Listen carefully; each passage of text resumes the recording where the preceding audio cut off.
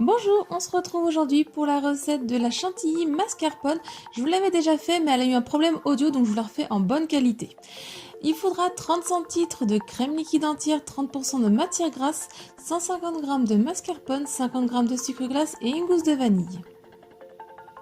J'ai mis à l'avance le fouet et le bol du robot au congélateur ou sinon au frais. Si c'est le batteur électrique, c'est pareil, ça marche.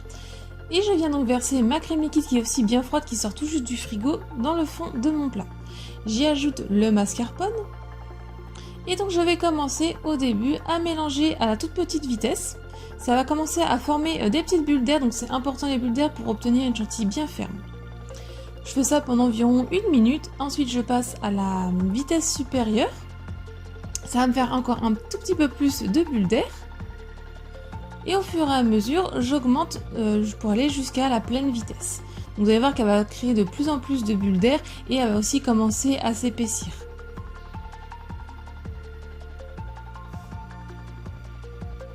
Donc on augmente progressivement, on prend son temps à la monter pour la mettre à la vitesse maximale.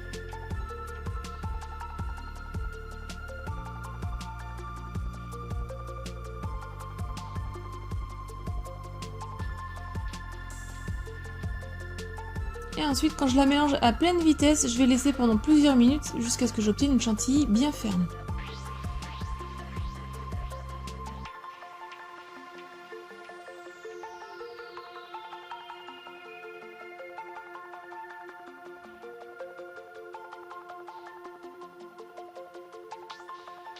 Donc là, ma chantilly est prise. Vous voyez, elle commence à avoir des légers reflets jaunes. C'est qu'il est temps d'arrêter de mélanger. Donc vous voyez qu'elle accroche bien au fouet, qu'elle a une bonne tenue. Donc ma crème chantilly est prête. J'ajoute pour finir mes graines de ma gousse de la vanille et aussi j'y ajoute le sucre glace. Je viens remélanger quelques secondes à pleine vitesse. Il ne faut pas trop mélanger sinon ça va devenir une chantilly avec plein de petits morceaux et tout liquide. Une fois que c'est à peu près incorporé, on peut éteindre le robot et après on va détacher donc notre fouet et on va bien vérifier que dans le fond de notre bol c'est bien incorporé, bien mélangé. Vous voyez la bonne tenue que ma chantilly est là.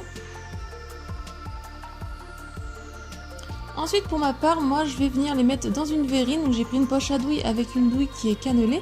Je vous mets mes poches à douille que j'ai achetées il n'y a pas longtemps et que j'adore. Elles sont jetables mais je les lave et je les réutilise plusieurs fois, au moins 4 à 5 fois. Elles sont vraiment bien. Je vous la mets le lien dans la barre d'infos si elles vous intéressent aussi. Et elles sont très résistantes. Donc ensuite je viens donc garnir mes verrines ou sinon vous pouvez garnir un gâteau si vous le souhaitez.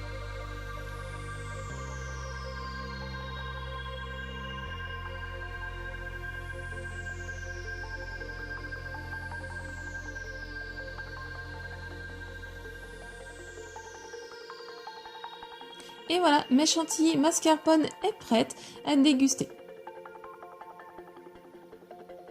Ensuite, je les ai mis une petite heure au frais avant de les déguster et voici la tenue qu'elle a.